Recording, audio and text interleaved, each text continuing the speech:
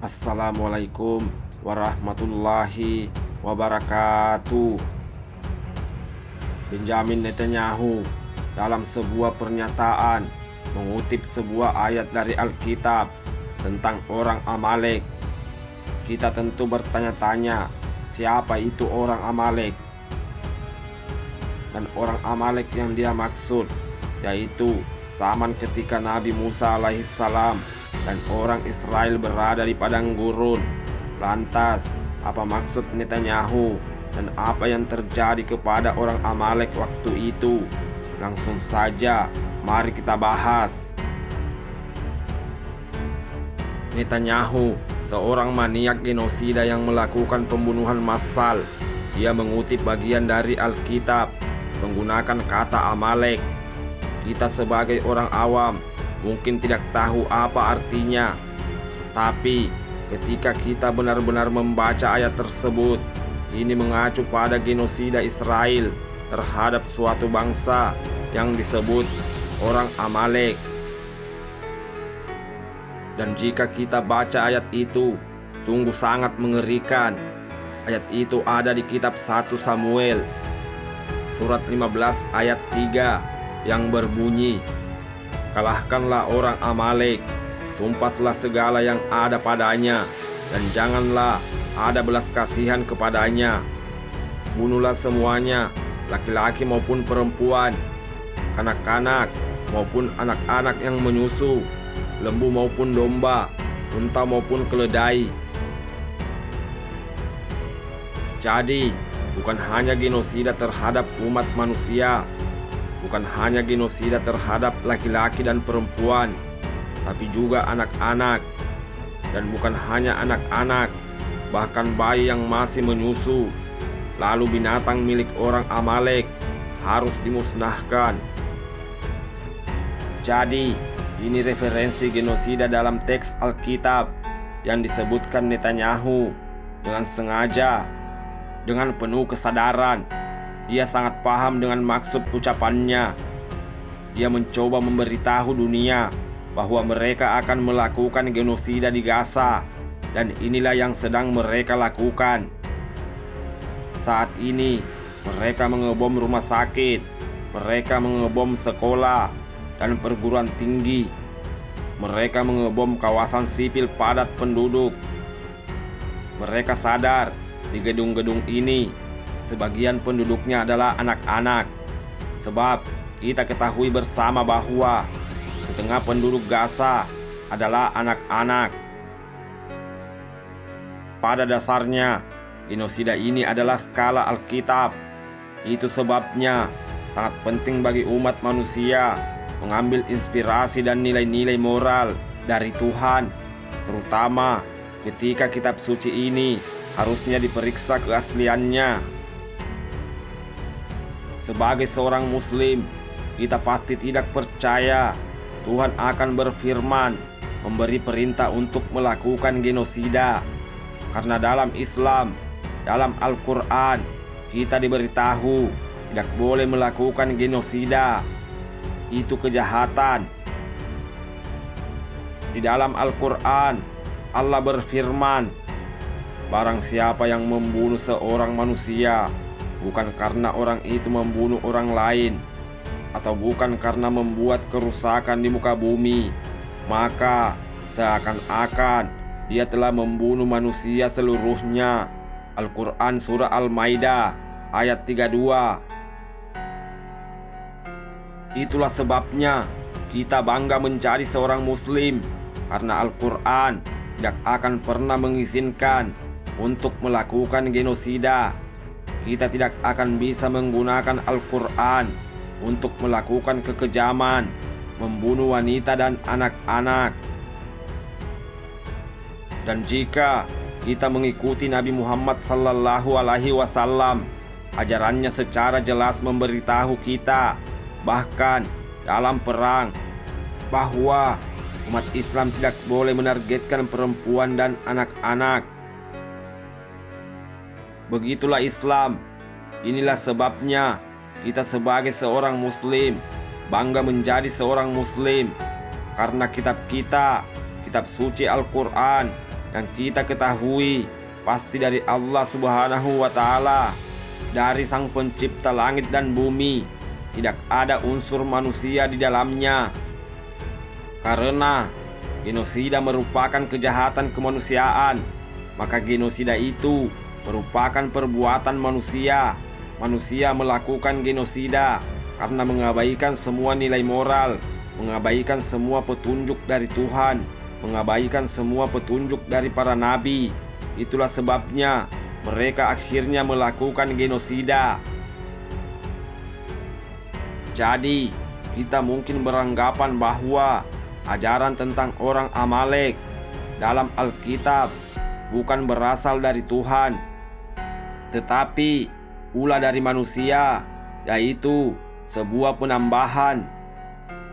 Itu bukanlah tuduhan kosong semata. Sungguh kenyataan yang menyedihkan. Banyak orang Yahudi dan sejarawan Kristen telah mengakui bahwa teks Alkitab telah banyak diubah, telah diganti. Dan terlepas dari semua itu, ada orang seperti Netanyahu, maniak genosida, rasis, yang begitu berani mengutip ayat seperti ini untuk melakukan kekejaman di dunia saat ini.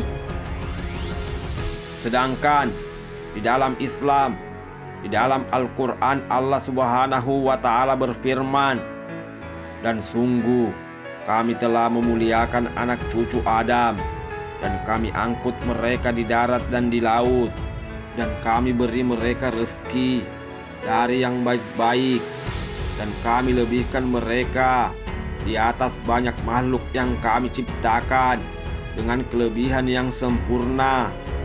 Al-Quran Surah Al-Isra ayat 70.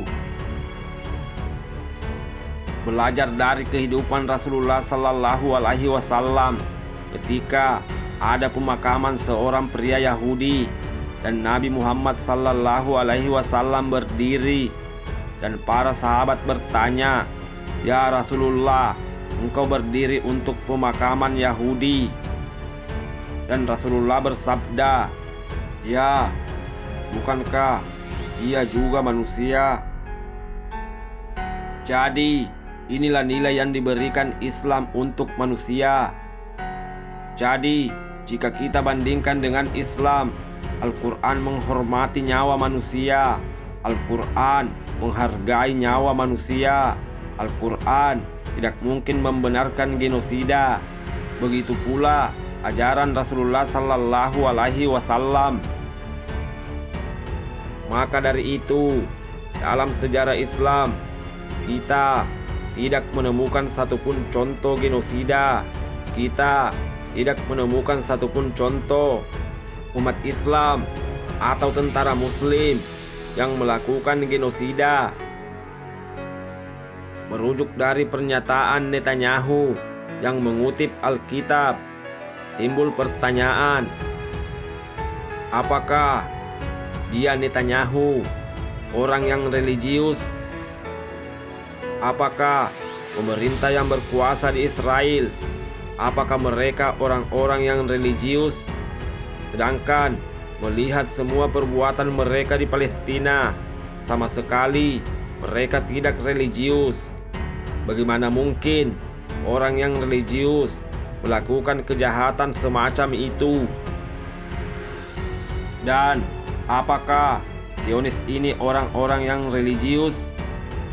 Mereka tidak mungkin religius. Mereka mencoba mengklaim Yudaisme untuk diri mereka sendiri. Namun, para rabi Yahudi berulang kali menyangkal ada begitu banyak rabi Yahudi di seluruh dunia. Mereka mengutuk Zionisme serta Netanyahu dan rombongannya. Orang-orang ini, beberapa di antaranya ateis. Mereka bahkan tidak percaya pada Tuhan, tetapi mereka percaya pada janji Tuhan. Sangat tidak masuk akal, sangat ironis. Mereka selalu mengklaim hak atas tanah ini, karena di dalam Alkitab mereka telah dijanjikan tanah ini. Sungguh pernyataan yang tidak masuk akal. sehingga sulit dipercaya. Itu artinya semua negara barat harus mengembalikan tanah ke penduduk aslinya.